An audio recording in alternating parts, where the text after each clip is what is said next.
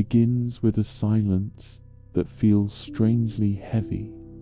In archives across Eastern Europe and Central Asia, scattered among military inventories, monastery records, and early modern travel accounts, there are repeated references to bronze bells once used in town centers, fortresses, churches, and nomadic encampments. Many of these bells appear in taxation notes, metallurgical lists, or confiscation ledgers, but in several historical regions, places that later Western mapmakers would broadly label as Tartary, there is a recurring absence, a void where the records should have continued. At some point between the late medieval period and the early modern era, thousands of bells objects that were expensive, heavy, and rarely destroyed without reason simply stop appearing in documentation. The disappearance is not recorded as an event. There is no grand decree announcing their removal, no surviving account describing a mass melting, no war chronicle detailing their seizure. Instead, there is only the unsettling silence in the documents. And so the question emerges, quietly but insistently: where did the 4,000 bronze bells go? It is a question that cannot be answered outright, because the archives do not speak plainly, but they do whisper. They offer fragments, disconnected stories, ambiguous accounts, and real historical circumstances that could have shaped such a loss. The task is to trace these pieces without bending them beyond what they truly are. To examine the disappearance of these bells is not to chase a mythical empire, but to look honestly at the cultures, conflicts, and upheavals within regions later labeled as Tartary, a geographical term used by Western cartographers for centuries to describe vast territories inhabited by diverse peoples: Turkic, Mongolic, Slavic, Siberian, Central Asian, and more. These were not a single empire, but a mosaic of societies, each with its own rituals, materials, and political tensions. Yet the disappearance of the bells touches all of them. To understand the puzzle, we must step into the actual historical landscape between the 14th and 18th centuries. The regions north of Persia, east of Muscovy, and west of Manchuria existed in a state of fluctuation. There were emerging shifting alliances, expansionist neighbors, and repeated cycles of warfare and migration. Metal was valuable not only for weapons, but for tools, trade, and tribute. In many steppe and frontier communities, bronze bells served roles far beyond spiritual ritual. They marked time for caravans, signaled danger, regulated fortress life, announced decrees, and were used on large draft animals for travel. Archaeological findings across Siberia and Central Asia confirm that metal bells, though varying in form were widely present across multiple cultures, and yet, across these same regions, periods of upheaval repeatedly resulted in the centralization or confiscation of metal resources. Russian expansion in Siberia, Qing consolidation in the northeast, internal conflicts among Khanates, and the collapse of smaller principalities all produced heavy demands for bronze. Still, none of these realities fully explain the scale of disappearance suggested in the scattered records. We begin, then, with documented and preserved in fragments, stories that do not give answers, but offer openings, stories that form the first edges of a puzzle whose center remains unclear. In the mid-1600s, when the Tsardom of Russia expanded eastward, military governors recorded every object of value they encountered in fortified settlements and trading posts. Among these inventories, preserved in the Siberian preface, historians have identified repeated notes describing bronze bells taken from local settlements, often without specifying their origin. The reason was pragmatic. Bronze was needed for cannons, signaling devices, and metallurgical experiments carried out in frontier forts like Tobolsk and Yeniseysk. But the documents do not mention counts. They do not say how many. They do not imply thousands. Yet they confirm a real historical pattern. Bronze bells were systematically collected, melted, or repurposed during the 17th century military consolidation. In some cases, the records merely state bells of bronze collected, adding no details, only the result: metal transported west. These same records later show a gap in bell-related entries in certain districts, as if entire communities no longer possessed them. Historians consider this a standard wartime metal practice, not a mystery. Yet in the context of the larger disappearance, it becomes one piece of the puzzle. Story 2: The Manchu Campaigns and the Loss of Steppe. Artifacts. During the 1600s, the Qing dynasty expanded northward and westward into regions inhabited by various Mongolic groups. Imperial chronicles record an enormous movement of resources: iron tools, bronze fittings, ritual objects brought into administrative centers as pacification materials. While bells are not the primary focus of these documents, there are repeated mentions of bronze ritual objects, seized or received as tribute, then melted into ingots for redistribution. Qing metallurgical reports preserved in the Daqing Widian note the repurposing of bronze from conquered territories, used for weapon parts, coin production, imperial foundries, public works. But there is a silence regarding bells. They appear only indirectly, listed as miscellaneous bronze items of unclear function. This silence is important.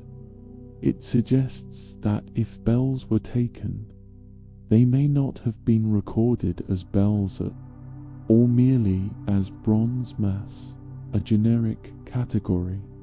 Whether this accounts for hundreds or even thousands remains unclear, but the practice itself is real. Story 3. Church and monastery bells lost during early modern conflicts across Eastern Europe, particularly in regions bordering the steppe. Church bells played a vital role in community life. Records from Polish, Muscovite, and Cossack territories show numerous occasions where bells were seized, broken, or melted during conflicts. Some examples documented in surviving archives. During the time of troubles, late 1500s, several churches lost bells to invading armies and local militias. Cossack uprisings led to confiscations of large bronze items, including bells, to produce weapon parts. In the Northern Wars, 1700s, Swedish and Russian forces both documented bell seizures for military foundries. The archives sometimes specify numbers 1 parish losing to bells, another losing 4. There is no single coordinated event involving thousands, yet the cumulative effect across many conflicts suggests that bell disappearance was a regional pattern, not an isolated mystery. Still, none of this fully explains the scale implied by the 4,000 bell void, but it shows, undeniably, large quantities of bells historically vanished during successive conflicts and requisitions. The little discussed bronze trade routes of Central Asia across Central Asia, long before the borders of modern states existed. A vast commercial network moved goods between China, Persia, the steppe, and Eastern Europe. Much of what we know about this trade comes from Safavid merchant correspondence, Russian customs logs, Mongol-era caravanserai inventories, archaeometallurgical studies in Kazakhstan and Uzbekistan. These sources consistently show that bronze was a high-demand commodity, especially during periods of military build-up and economic transition. Smiths in Bukhara, Samarkand, and Khiva purchased bronze in any form they could acquire: broken tools, ornaments, ritual objects, and yes, bells.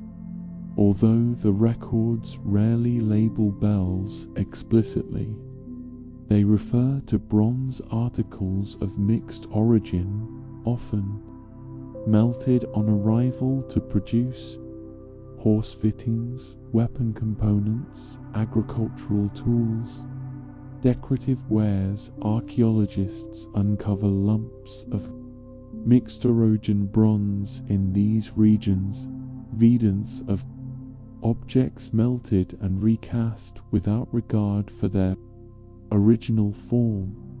This trade route presents a historical possibility. Many bells from frontier settlements, monasteries, or nomadic groups may have left their home regions as unremarkable trade bronze, disappearing into the vast metallurgical economies of Central Asia, but the records are incomplete. They hint at a large movement of bronze, but not its specific shapes or prior identities. Yet this is one more real, historically documented pattern that could explain a portion of the disappearance. Story 5. The archival silence in 18th century regional inventories. One of the most intriguing aspects of the Bell disappearance is not what appears in archives, but what does not appear.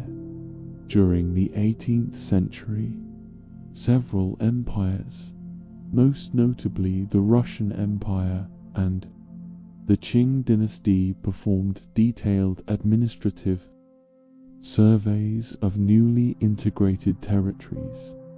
These documents listed population numbers, livestock, religious buildings, taxable items, metal inventories in regions formerly inhabited by diverse steppe cultures. These documents curiously record iron tools, copper kettles, metal ornaments, weaponry, agricultural equipment, but bells are almost never listed, despite earlier evidence of their presence in those same areas. Historians debate this silence. Some argue that the administrative focus simply did not prioritize bells. Others believe bells were categorized under generic terms like bronze mass or miscellaneous metal goods, obscuring them in the records. A few scholars, examining earlier local chronicles, point out that bells played significant roles in pre-18th century frontier life, used for signaling, ritual, and travel, find it strange that they vanish so thoroughly from later inventories. This silence is real, documented, and notable. It leaves open the unsettling possibility that a large-scale decline in bells occurred before the administrative reforms, leaving the new records as evidence not of disappearance, but of what had already disappeared. We now have 5 real historical fragments: military requisition of bronze in the Siberian frontier, Qing consolidation and redistribution of bronze resources, church and monastery bell seizures during regional conflicts, bronze trade routes, absorbing bells as raw material, administrative silence, indicating a pre-existing loss. None alone explains the disappearance of thousands of bells, but together they form a mosaic one that may reveal broader patterns about the movement, destruction, and transformation of bronze across centuries. A common economic logic: bronze as a mobile commodity across the stories. One theme repeats: bronze is economically fungible, whether in Siberian military inventories, Qing foundries, or Central Asian bazaars. Bronze rarely remains sacred to its original form once state needs or market forces require otherwise. The documents show repeated instances where object, ritual vessels, fittings are catalogued simply as bronze and then melted, recast, or traded. The implication is structural rather than conspiratorial. when demand and logistics favor raw metal over crafted objects. Crafted forms are unlikely to survive intact in the record. Bells, heavy and metal-rich, make logical targets in such circumstances. State centralization and the erasure of local specificity. Several accounts point to moments of administrative consolidation, imperial surveys, cadastral reforms, and territorial incorporation, during which local categories of objects are subsumed under generic fiscal classifications, where earlier chronicles might note the bell at the caravanserai or the village belfry. Later surveys register only mass categories, bronze holdings, miscellaneous metal. This administrative flattening produces an archival effect. The specific identity of bells can be lost without being intentionally erased, simply anonymized in bureaucratic language. The silence in later inventories may therefore be a silence of naming, not necessarily an immediate index of physical absence. WAR, requisition, and accumulative loss. The records show repeated, smaller scale seizures across centuries, campaigns, local uprisings, imperial consolidations. Individually, these events often account for a handful of bells. Cumulatively, across wide geographies and many decades, they can add up to very large quantities. What the archives illustrate is a pattern of incremental attrition, repeated requisitions, each sensible to contemporaries, which over time and across regions could plausibly remove great numbers of bells from everyday life. Trade networks as absorption pathways, caravan and market records, along with archaeometallurgical evidence, indicate that bronze objects frequently traveled far from their points of origin as trade goods or melted stock. Bells sold or traded as bronze articles would quickly lose their cultural label and be recycled into new goods elsewhere.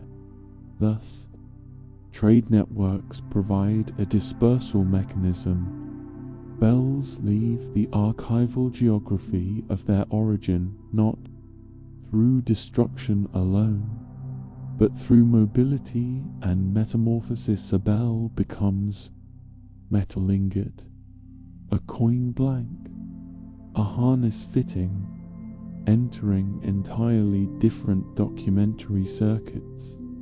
Cultural transitions and the decline of local practices. Some fragments hint at changing ritual practices, the decline of certain communal institutions, or the assimilation of local populations into new administrative religious systems.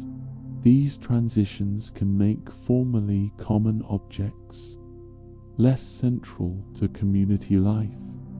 Unused bells fall into disrepair or are repurposed without particular notice.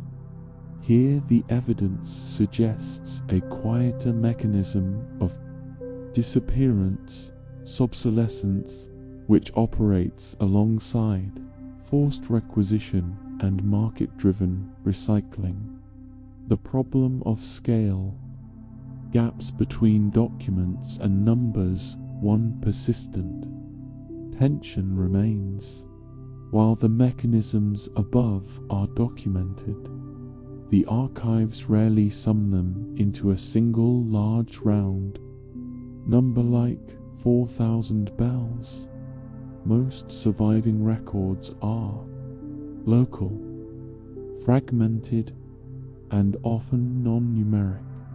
The figure 4,000 appears as a modern aggregation or as an inference drawn from multiple partial records. It is not, in these archives, a single enumerated census. This raises two critical methodological observations: archival silence and administrative reclassification can hide scale. Large-scale loss may be visible only when historians assemble many small records into a cumulative picture. Numerical claims require careful provenance. Any large number must be traced to the sets of documents or inventories that produced it. Otherwise, it remains an interpretive inference rather than a simple archival fact. Questions the synthesis raises as we prepare to move into explicit hypotheses. The evidence suggests several focused questions that hypotheses should address while remaining clearly labeled as speculation when invoked. To what extent do administrative reclassifications explain the apparent vanishing of bells versus physical removal? How much bronze did military requisitions and wartime melting plausibly remove from the regions in aggregate across successive centuries? Can trade and metallurgical recycling account for significant outflows of bells from their places of origin? Did cultural shifts and institutional decline contribute meaningfully to the decline in bells as communal items? Finally, can we identify documentary administrative centers, foundries where bells are over several centuries and across many jurisdictions? Military exigencies produced repeated, localized seizures of bronze for the manufacture of arms, artillery fittings, and ordnance in the regions frequently labeled Tartary. Successive waves of conflict, frontier pacifications, imperial campaigns, local rebellions regularly produced lists of bronze items collected in provincial stores. If one aggregates many such episodic requisitions across wide geographies and long time spans, the cumulative total could plausibly reach into the thousands of individual bells. Importantly, this process need not involve a single dramatic event. Instead, it may be the arithmetic of attrition. Dozens of seizures in the 17th century, dozens more in the 18th, each small on its own but large in sum. Why this fits the evidence? Archival examples show military governors and foundry records cataloguing bronze mass rather than specific objects. Church and local inventories often record loss without large-scale inventory. The pattern of repeated rational wartime policy explains disappearance without invoking concealment or extraordinary erasure. Hypothesis to market absorption and metallurgical recycling. Bells were not only instruments of ritual or signaling, they were also objects of intrinsic material value. A long-established trade arterized Central Asian possessed caravanserai and market towns. Bronze objects circulated as commodities or raw material. When smiths and merchants bought bronze, they seldom cared about its former function. Under this hypothesis, many bells left their original communities as trade goods or were sold to itinerant traders. Upon arrival in metallurgical centers, they were melted, mixed with other metals, and recast into horse fittings, tool components, coin blanks, or decorative items. The bell's identity disappeared at the first melting point. Subsequent inventories would record only the new object, not its origin. Why this fits the evidence? Merchant logs and metallurgical finds indicate frequent reuse of mixed origin bronze, and archaeologists find recast lumps with head composition traces of many former objects melted together. Trade pathways thus provide a dispersal mechanism that explains disappearance through metamorphosis rather than outright destruction. Hypothesis 3. Administrative anonymization. The process of imperial incorporation frequently produced administrative catalogues that favored fiscal categories over local cultural ones. An object meaningful to village life, a bell might be recorded in later imperial inventories simply as bronze holding miscellaneous metal, or subsumed within taxation units that did not require object-level specificity. This bureaucratic flattening would produce an archival effect indistinguishable, at first glance, from physical disappearance.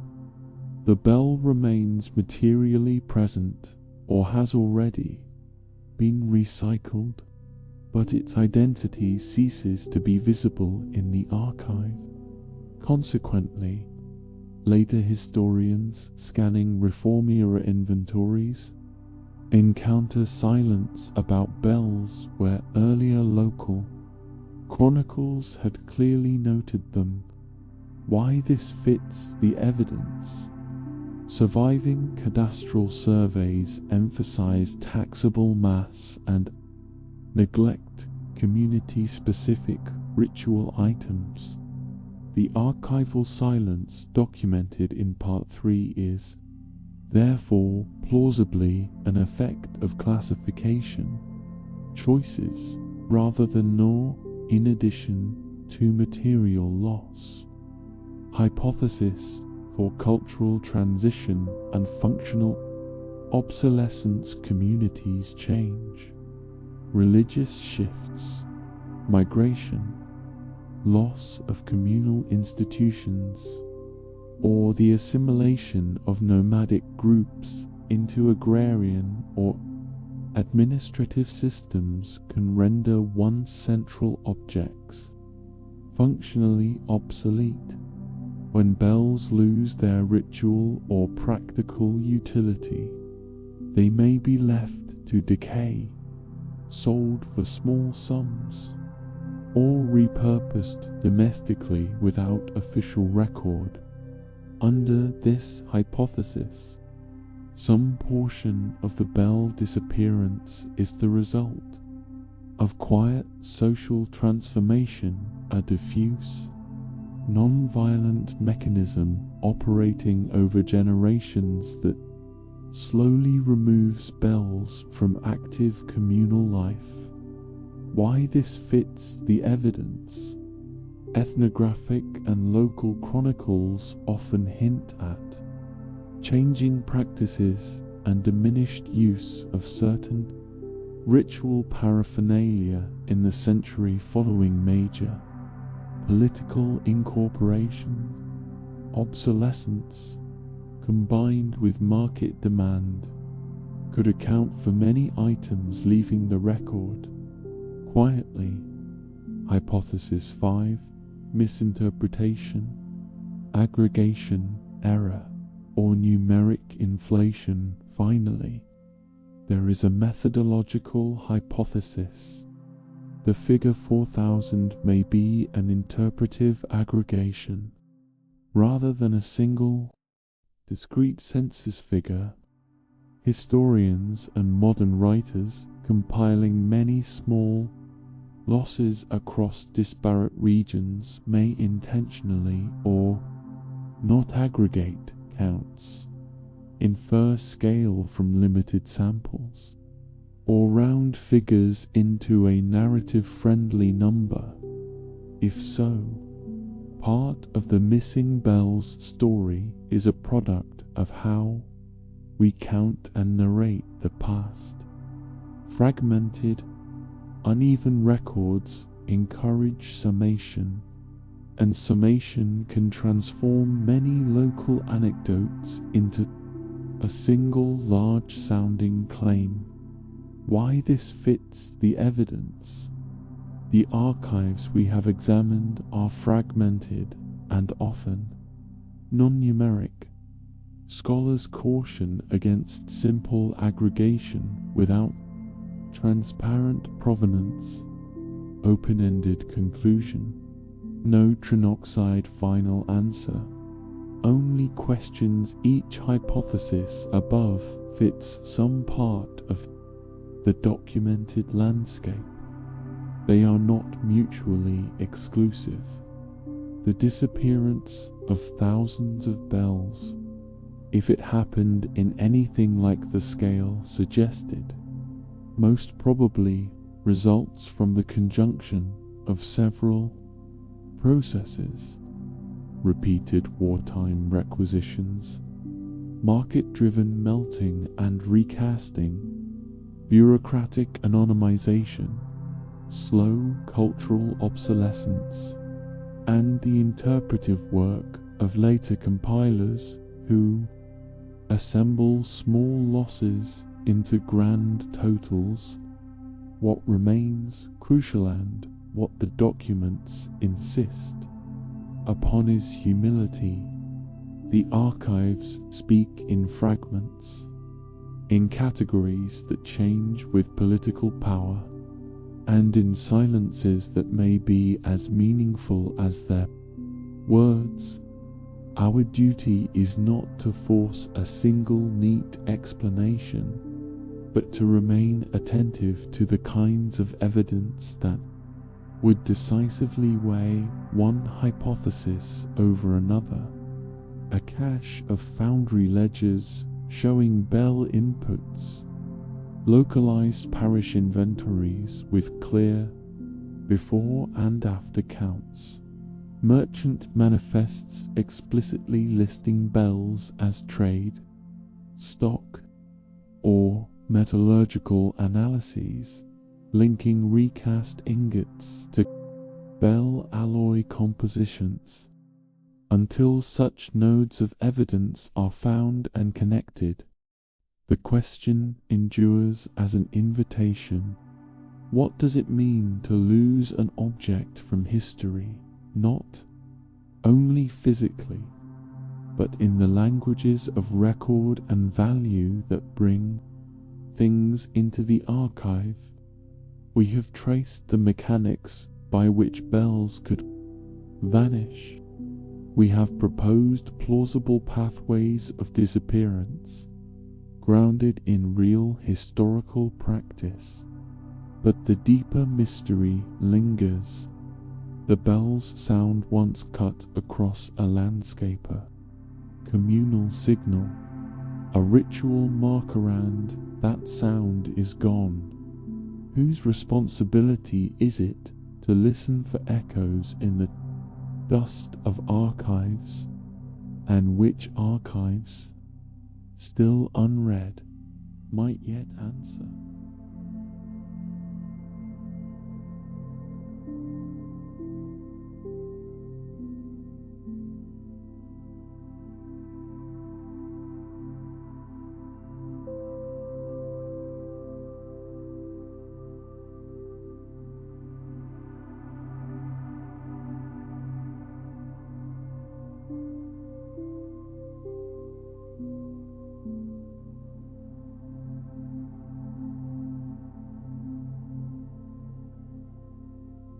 The first traces of a vanishing world across the vast, snow-laden territories of northern Eurasia, where endless plains stretch beyond the horizon and winter lingers longer than memory itself.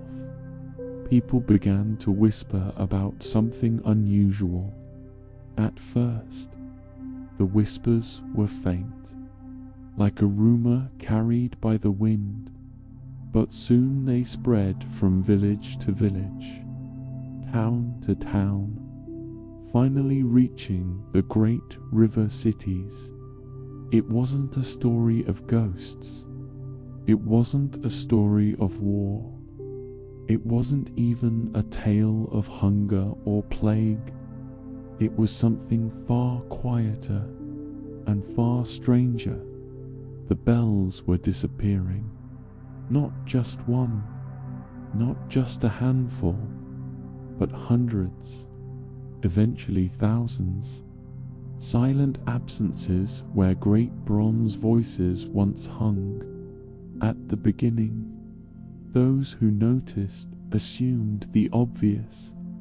Perhaps the bells were damaged and had been taken down for repairs.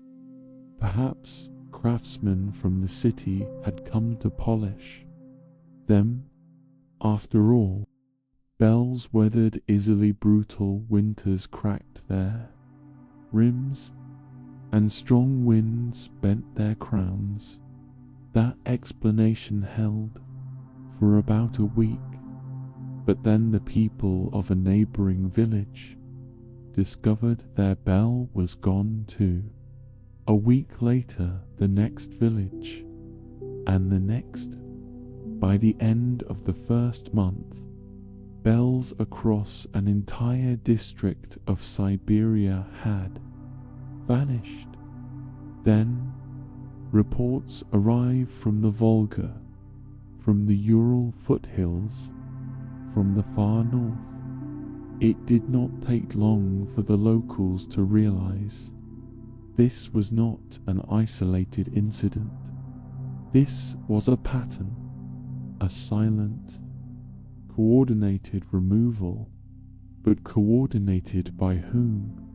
Witnesses speak many decades later, when researchers collected testimonies. A strange picture emerged. One elderly man claimed he had awoken one night to the faint glow of torches moving around the bell tower. He approached cautiously, but by the time he reached the square, the torches were gone. The next morning, the bell, an enormous bronze artifact weighing nearly 700 kilograms, had vanished without a trace. Another witness from a village 300 kilometers away described hearing metallic clanging around midnight. The sounds came rhythmically: creak, pulley hoist, drop, like a pulley system struggling under incredible weight. But upon investigation, there were no carts, no animals, no workers, no broken equipment, only footprints in the snow, quickly erased by the wind. Others said mysterious groups of men wearing long coats and thick gloves arrived at dusk, worked quickly, spoke little, and left before dawn. No one knew who they were. No one dared to ask. The most unsettling testimonies recounted seeing men climb the towers using wooden scaffold, simple, primitive structures built in a hurry, as if these people were accustomed to assembling them repeatedly, over and over again, across many villages. Not a single witness remembered a name, a face, or even a voice. And that silence combined with the disappearance became the first clue that something much larger was taking place. Documents that shouldn't exist, but do when historians combed through regional archives. They found scattered documents that seemed, at first, completely unrelated. Metal Inventory 1929 collection of alloys from religious institutions, reallocation of non-bronze assets, industrial redistribution order, classified section. Each fragment, by itself, meant nothing, but read together, a strange pattern emerged. Someone had created a bureaucratic pathway for gathering metal, and bells happened to be the most valuable, most concentrated source. The documents stopped short of saying bells, but the dates matched the disappearances. The regions matched. The volume of metal listed matched. A silent administrative machine, hidden behind bland terminology, and yet thousands of pages were missing. Some were torn, some had blank spaces where entire sections had been removed. Some existed only as cover pages with no content inside. Paper does not rip itself. Ink does not fade selectively.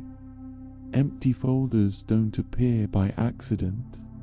Someone had cleaned the archive just enough to erase clarity, but not enough to erase the trail, as if they wanted the story partly buried, but not completely lost.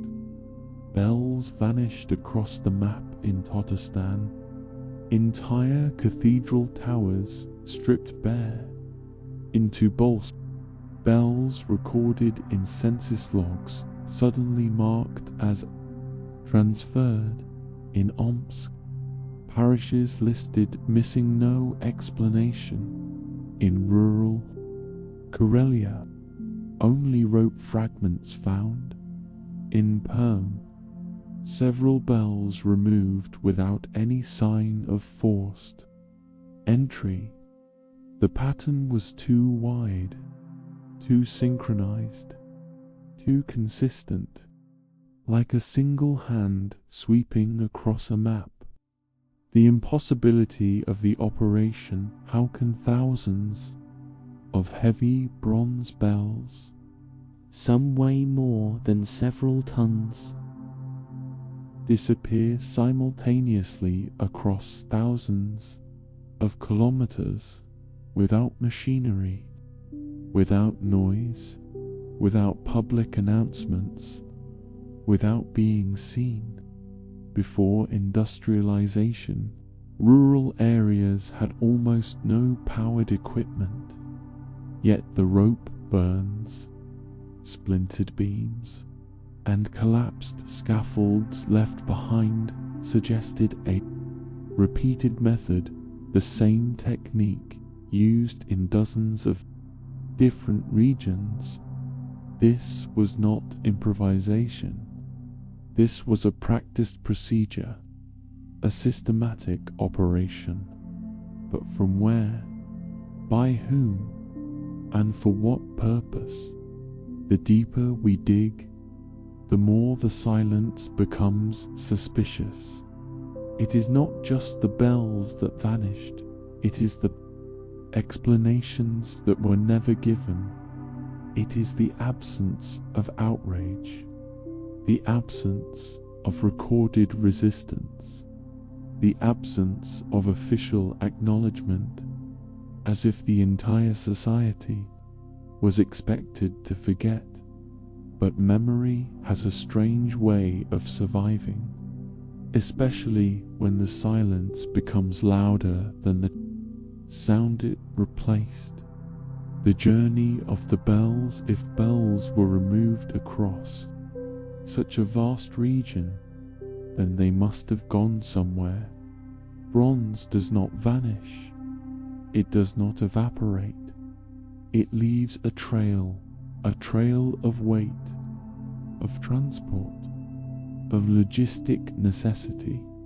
And for investigators today, that trail begins with one simple question: where could tens of thousands of tons of bronze have realistically gone?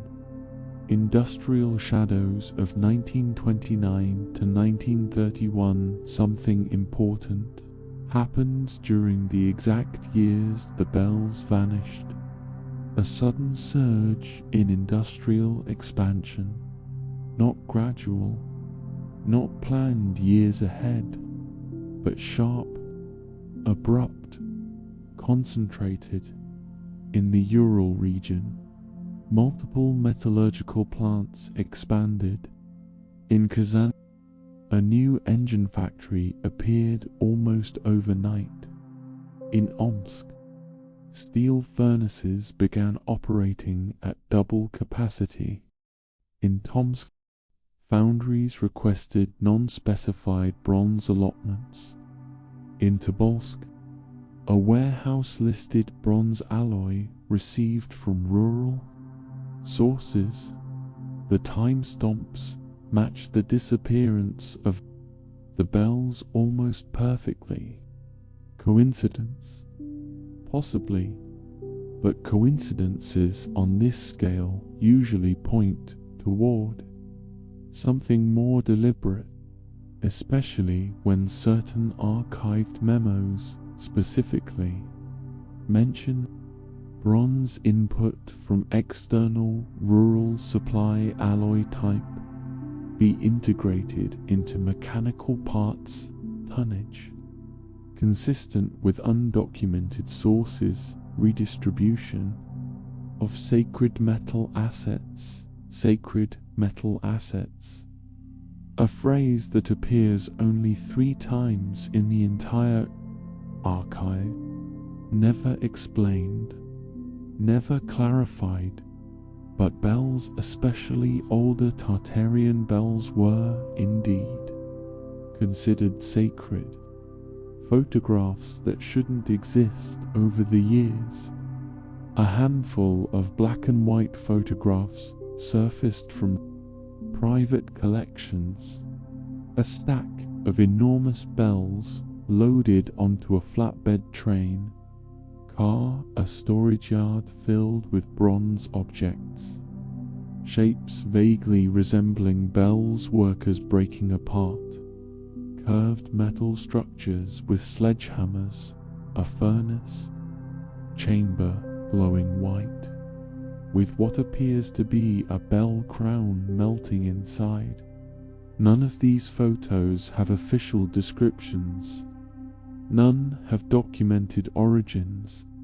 Some contain faces scratched out, but the composition is unmistakable. Someone, somewhere, was processing bells. Why the secrecy? If the bells were simply being reused for industry, why the lack of transparency? Factories proudly documented, the acquisition of iron, steel, and even copper, but bronze from religious sources almost never mentioned, and when it was, the terminology was intentionally vague. Why? Perhaps because the bells represented something more than metal, something cultural, something symbolic, something historically inconvenient, or perhaps because the bells weren't merely being melted, perhaps they were being studied. The strange composition of ancient bells, modern metallurgical analysis of surviving Tartarian bells reveals something remarkable. Purity levels higher than typical medieval metallurgy, alloy mixtures that do not match local ore sources, unusual traces of rare elements, density variations that correlate with acoustic resonance models, bell rims shaped with mathematical precision. Some bells appear engineered rather than crafted, bells designed not only to ring but to vibrate at specific frequencies. What kind of knowledge does that imply? Some researchers propose that ancient bells were part of a larger network system involving arches, domes, starfort layouts, and resonant structures, a system of energy, of communication, of atmospheric manipulation. We cannot say for certain, but if such technology existed even in fragmentary form, then the bells would be invaluable to a rising industrial power, not just as metal, but as intellectual property of an older civilization.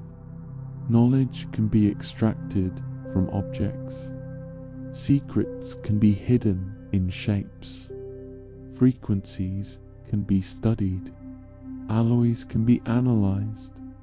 What if the bells were not destroyed immediately?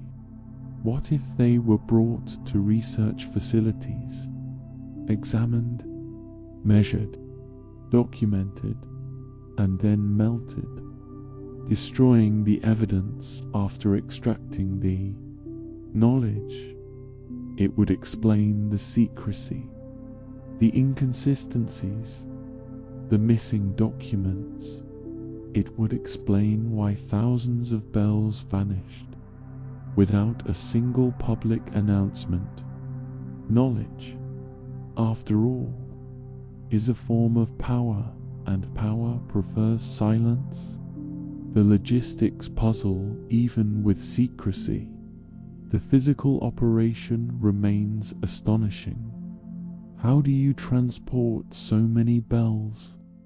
Trains, perhaps. But rural regions had limited railway access. River barges, possible. Water transport was common. Horse-drawn sledges in winter, highly likely. Snow covered half the year. Sledges glide easily, but coordinating all of it across thousands of kilometers with minimal visible presence, almost exclusively at night, requires a central authority, something organized, funded, staffed, something with reach. Yet there is no record of such an order, not officially, but absence of evidence is often evidence of intention. Someone wanted this operation to vanish from memory, just like the bells themselves. WHY, the link between the bells and industrial reform and So we arrive at the question that overshadows all others. Why? Why remove so many bells? Why do it secretly? Why destroy objects that had cultural, artistic, and spiritual significance? The simplest explanation is industrial. Bronze was needed. Machines were being built. Pipes, boilers, bearings, and gears all required metal. But simple explanations rarely erase entire chapters of history. Something else lies beneath. Possibility 1. Industrial hunger. The late 1920s and early 1930s demanded enormous quantities of metal. Factories were rising, railways expanding, engines being constructed in unprecedented numbers. Bells represented an easy reservoir of high-quality bronze in rural areas. They were often the only large metal objects available. Melt them down, and the machines of industry would roar to life. This is plausible, logical, practical. But why so secretive? Why erase documents? Why operate at night? Why not declare the process publicly as industrial requisition? Unless possibility 2, erasing the old world. Some researchers argue that bells were not simply religious artifacts, they were technological artifacts connected to domes, spires, star forts, atmospheric energy systems, acoustic networks. If so, removing the bells would effectively disarm the old architecture, silence it, neutralize it, end its functionality. A new world cannot rise until the old world fully collapses. Was the removal of the bells an act of industrial necessity, or an act of cultural erasure, a deliberate transition from one era to another, a quiet rewriting of history? Possibility 3, research, not destruction. What if the bells were collected for study? Ancient alloys hold secrets. Acoustic geometry holds clues. Resonant frequencies reveal hidden properties. If Tartarian architecture harnessed sound or vibration in ways we no longer understand, then the bells, the perfect resonant instruments, would be the key to unlocking those mysteries. Remove them, study them, melt them. Once their secrets are extracted, knowledge gained, evidence erased. This theory explains everything: secrecy, missing documents, coordinated effort, lack of public communication, immediate industrial expansion, the disappearance of physical artifacts. When knowledge transfers from old to new, the old is often destroyed. Possibility 4, something we haven't even considered yet. History has a way of surprising us. Every time we think we understand the past, a small detail appears that changes everything. Perhaps the bells were connected to something we have no framework for, something not yet rediscovered. Their movement performed so urgently, so quietly, might not be about industry or erasure or experimentation. It might be about risk, containment, safety, prevention. What if the bells, resonant and powerful, were misunderstood? What if they posed a danger, or a vulnerability, or an instability that someone sought to control? We do not know. We may never know, but the urgency of their disappearance suggests purpose, not randomness. The final questions when we look at the empty bell towers standing across Eurasia today, silent, hollow, watching over towns that have forgotten their names. We are left with a sense of incompleteness. Something happened, something large, something orchestrated, a movement of metal and memory, a vanishing of sound and symbolism, a transformation of bronze voices into industrial sinews. And so we must ask, did the bells truly disappear, or did they become something else entirely? Were they destroyed, or merely transformed? Was the silence accidental or intentional? And perhaps the most haunting question of all, what did those bells represent that made someone decide the world would be better without them? The answers live somewhere between archives and ashes, between the ringing that once echoed across frozen plains and the silence that replaced it. A silence that feels heavy, a silence that feels intentional, a silence that suggests the story of the 4,000 missing bells is far from over.